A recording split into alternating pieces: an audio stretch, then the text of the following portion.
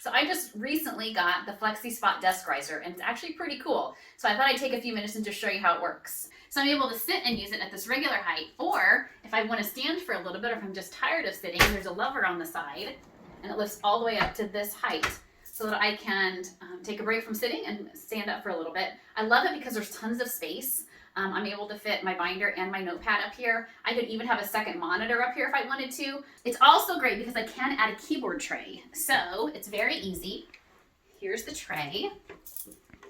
It just slides in. You just have to line it up with the grooves. Slide it in, and then there's two little levers to pull towards yourself to secure it in place. And then once it's there, there's plenty of room for your keyboard and also your mouse.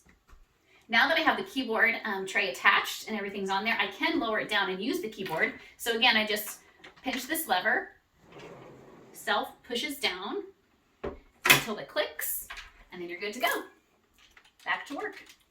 This is a really great product, and I'm excited to use it more. If you're interested in learning about it or possibly getting one for yourself, there's a link below the video for you to purchase.